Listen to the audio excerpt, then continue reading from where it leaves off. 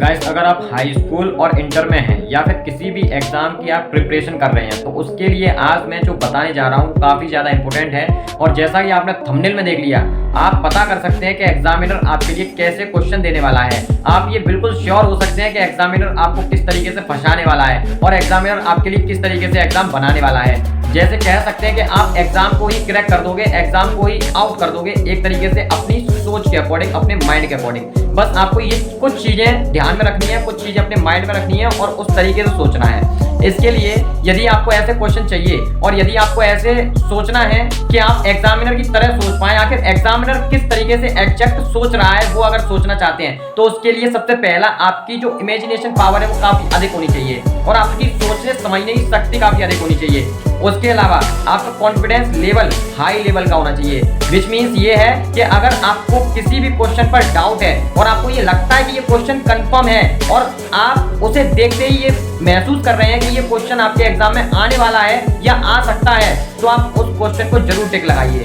ये मैं आपसे कह रहा हूँ, ये मेरा अनुभव है और मैंने खुद चेक किया है इस चीज को कि किसी भी एग्जाम को हम क्रैक कर सकते हैं या किसी भी एग्जाम के हम इंपॉर्टेंट क्वेश्चन निकाल सकते हैं, जो कि आजकल हर एक बच्चे का एक सपना रह करके रह गया है। हर एक बच्चा ये सोचता है कि मुझे पहले से ही एग्जाम मिल जाए या मुझे पहले से ही पेपर के क्वेश्चन मिल जाए और वो प्रिपरेशन करता है और यही सोचता है कि कोई टीचर ऐसा मिल जाए जो मुझे बता दे। तो मैं आपको रिकमेंड करूंगा कि आप खुद सबसे बड़े टीचर हैं। आप अगर थोड़े बहुत भी पढ़े हैं तो ध्यान से आप देखिए और कोशिश कीजिए कि आप जो सोच रहे हैं वही आपका एग्जामिनर सोचेगा।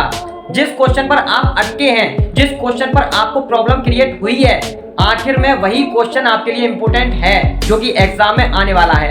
और आप एक बार नहीं, दो बार नहीं, तीन बार अपने आप से पूछें कि आखिर ये क्वेश्चन है या नहीं, आखिर ये क्वेश्चन आएगा या नहीं, तो आपको जवाब मिलेगा। उसी जवाब को पाने के बाद में आप उसे टिक कर लीजिए और अपनी स्टडी करते समय आप टाइम टेबल बनाइए, टॉपिक क्रिएट कीजिए। टॉपिक मींस ये है कि एक चैप्टर, दो चैप्टर, तीन चैप्टर को आप टॉपिक वाइज, जैसे इकाई दी होती है आपके सिलेबस में और आपकी जो सारणी होती है उसमें इकाई के अकॉर्डिंग सारे चैप्टर दिए जाते हैं, वैसे ही आप इकाई के अकॉर्डिंग यानी यूनिट के अकॉर्डिंग अपने सिलेबस को भी पार्ट में डिवाइड कर लीजिए। उसके बाद में उसकी तैयारी कीजिए। और आप एक चीज ध्यान में रखिए कि ऐसा ना हो कि आप एग्जाम के लिए प्रिपरेशन कर रहे हैं या फिर एग्जाम आपको टारगेट कर रहा है। आप उल्टा करिए, उल्टा सोचिए और एग्जाम को आप टारगेट करिए। उल्टा ये है, आप एग्जाम को टारगेट कीजिए कि आखिर इससे बच के जाएगा कहां, मैं खुद अपनी रणनीति बनाऊंगा, इससे आखिर बच के जाएगा कहां। यदि आप इस बात को समझ गए हैं तो कमेंट सेक्शन में कमेंट करें और यदि आपको नहीं समझ में आया है तो भी कमेंट सेक्शन में कमेंट करें और चैनल को सब्सक्राइब करना ना भूलें, क्योंकि आगे भी इसी से रिलेटेड बहुत अच्छी वीडियो आने वाली है। चलिए तो फिर मिलते हैं अपनी न्यू वीडियो में, तब तक के लिए टेक केयर, बाय बाय।